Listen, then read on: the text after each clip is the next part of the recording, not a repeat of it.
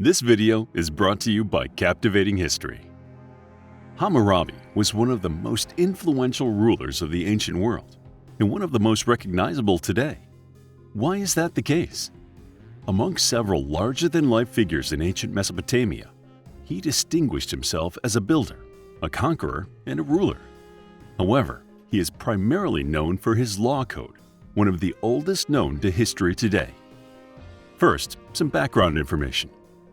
During his life, the northern kingdoms of Mesopotamia were ruled by many minor leaders and mostly consisted of city-states. Hammurabi himself was an Amorite, part of a nomadic people living in northern Mesopotamia. Ruling from 1792 to 1950 BCE, he was part of the first Amorite dynasty of Mesopotamia. Babylon rose to prominence under Hammurabi's rule. At the beginning of his reign, it was only a minor city in the northern part of Mesopotamia, overshadowed by nearby city-states. It was a thriving port, and several rulers coveted it, but had few other distinguishing characteristics. However, as the seat of Hammurabi's power, that would change. Few wars occurred in the early years of his rule. During this time, Hammurabi devoted himself to building projects and strengthening his kingdom from the center of Babylon. He built a canal to transport goods throughout his kingdom and repaired a built one. He devoted an entire year to build a statue of Ishtar, also known as Inanna, one of his favorite deities. He also annulled or paid many debts throughout his kingdom, winning much favor among his subjects and ushering in a greater prosperity and wealth. In the 30th year of his reign, Hammurabi became the conqueror he is remembered to be, his empire poised to expand. Elam, a city to the south, was one of his first targets, full of important resources such as tin and lapis lazuli. It also controlled trade routes for these commodities and held sway over the territories to the north and the west. Elam's role in the battles and conquests that marked Hammurabi's reign was complex and had a profound impact on Babylon's relationship with other cities. At the height of Elam's power, it conflicted with the city of Mari, formerly its ally against the city-state of Eshnunna. Babylon sided with Mari, but could not prevail, as Elam's armies outnumbered both combined, and despite Mari's own significance, Elam's power was much more significant. However, through strategic alliances and defensive battles, this changed. In 1763 BCE, the ruler of Elam, Siwe Palar Chupak, admitted defeat. This was a major victory for Babylon, and the first of many that would mark Hammurabi's reign. Hammurabi's other conquests included Larsa and Eshnunna, city-states strategically important and previous rivals of Babylon, and desired by Elam before their fall. The cities to the north of Babylon now had rulers subordinate to Babylonian power. However, trouble brewed between Babylon and the other areas of major importance, such as Mari. The ruler of Mari, Zimri-Lim, was one of the primary players in this growing conflict. At first, his relationship to Hammurabi was peaceful, but later, problems arose on the diplomatic front regarding access to particular regions. Hit was the city that sparked conflict between Mari and Babylon as it lay between the two territories of influence. It was rich in bitumen, which was required for Hammurabi's boats, and its ability to access it was important. However, Mari valued Hit and its river for their role in a ritual to prove innocence or guilt. Elam decided in favor of Mari when still in power, something that Babylon did not take lying down. Soon, the tensions escalated. Hammurabi began by attacking a border region, Hana, and with Babylonian forces to the south and north, Zimri-Lim took defensive measures. These were not enough, given that when Mari itself was attacked, Babylon won a decisive and brutal victory. Instead of conquering it and absorbing it into his own empire, Hammurabi destroyed and sacked the city. Zimri-Lim was likely killed in the attack on Mari, as he disappears from the record after this. After conquering Mari, Hammurabi moved on to several other nearby cities in a period of conquest that lasted about half a decade. He then focused on the legal and judicial aspects of ruling, solidifying his empire and putting Babylon at the center. Appointing his own governors to other sites of power secured his authority over them and ensured that they answered to him. Citizens of these places, however, still had more local identities than otherwise. It is difficult to know Hammurabi as a person because few accounts from his contemporaries still exist.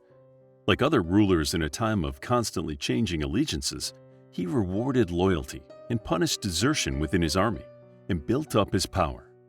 He was known as Bani Matam, the builder of the land, due to his continued interest in building projects.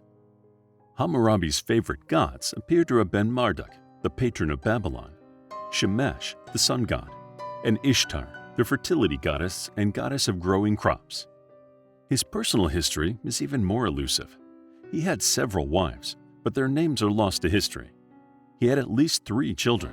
Samsu-Iluna, his eldest child, would inherit his empire.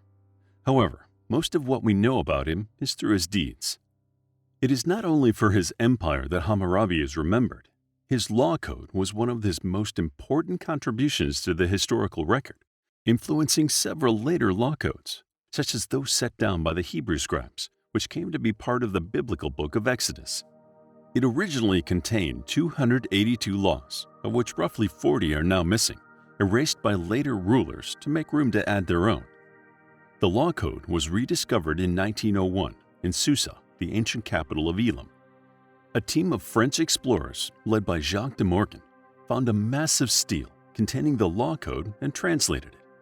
The stele is made of black diorite and displays an image of a deity thought to be the god Shamash, with Hammurabi praying before him, demonstrating the king's role in dispensing justice, elevating him and his laws to a divine status.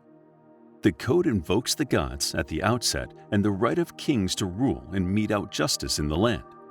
Many laws would be considered harsh by our standards, but it was one of the first law codes to limit how much of punishment a person could be subject to. It also established the presumption of innocence, the first known law code to do so, in the first law in its list.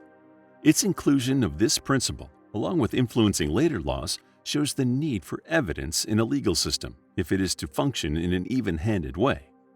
Indeed, another law states that anyone making an accusation without evidence would be put to death. Several laws within the law code, particularly 196 and 200, have become famous in other contexts. Law 196 states, "If a man put out the eye of another man, his own eye shall be put out." And Law 200 applies the same to teeth. The shortened form of this, an eye for an eye and a tooth for a tooth, appears in Hebrew biblical law.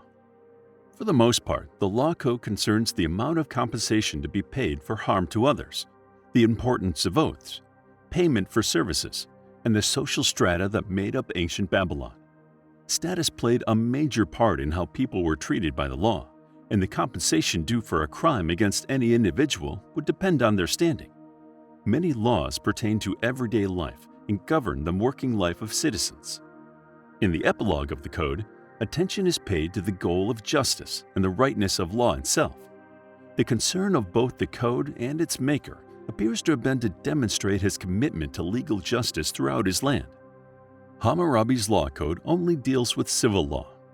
So much is still unknown about the full history of legal proceedings in Babylon regarding military law and other types of law that would pertain to foreign policy. There's been much debate regarding the use of the code, as it would not have been used to decide cases, but instead took influence from cases that had already been decided. Hammurabi's rule ended with his death in 1750 BCE, but even in his lifetime, he was revered as a god and saw children named in his honor. Today, his legacy endures in his code, a testament to its importance, as most rulers of the period were best known as conquerors or military leaders, also a role he assumed. Still, throughout the millennia, his legal system has remained his most memorable contribution to history.